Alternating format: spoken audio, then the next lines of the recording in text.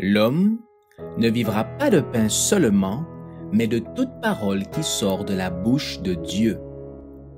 Voici votre moment de méditation quotidienne.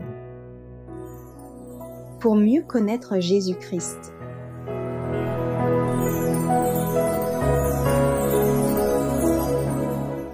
En sécurité dans la tempête, le 14 mars.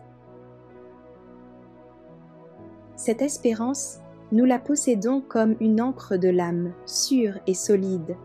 Elle pénètre au-delà du voile, là où Jésus est entré pour nous comme précurseur ayant été fait souverain sacrificateur pour toujours, selon l'ordre de Melchisédek.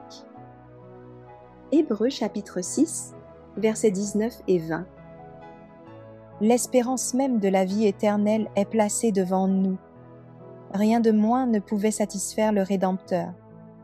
Mais notre part est de la retenir par la foi en celui qui l'a promise.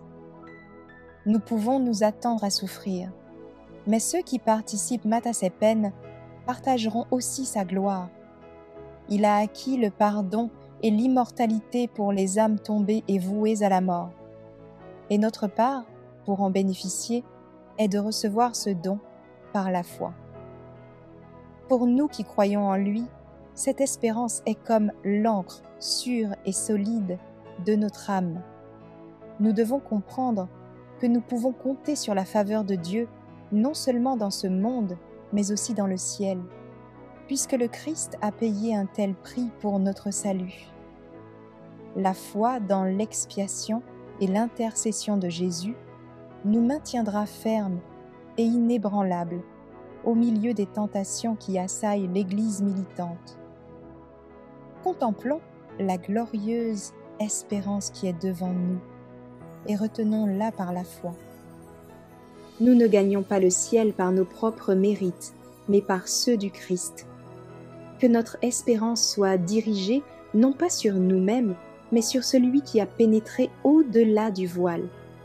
Parlons de la bienheureuse espérance et de la glorieuse apparition de notre Seigneur Jésus-Christ. Il est vrai que nous sommes exposés au grand danger de nous laisser gagner par la corruption. Mais ce danger ne devient effectif que dans la mesure où nous nous confions en nous-mêmes et ne regardons pas plus haut que nos efforts. En faisant cela, nous risquons le naufrage de notre foi. Centrés sur le Christ, notre espérance de la vie éternelle est pour notre âme une ancre sûre et solide, car elle est fixée au-delà du voile. Alors, l'âme agitée par la tempête participe de la nature divine. Elle est ancrée en Christ. Furieusement secouée par les vents de la tentation, elle ne se brisera pas sur les rochers et ne sera pas non plus engloutie dans les tourbillons. La nacelle résistera à la tempête.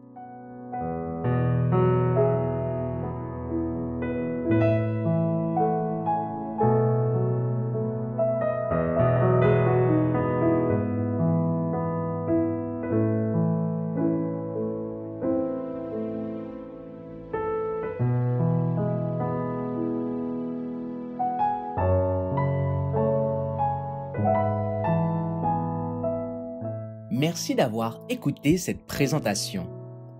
Assurez-vous de nous rejoindre demain pour votre moment de méditation quotidienne avec lereste.org.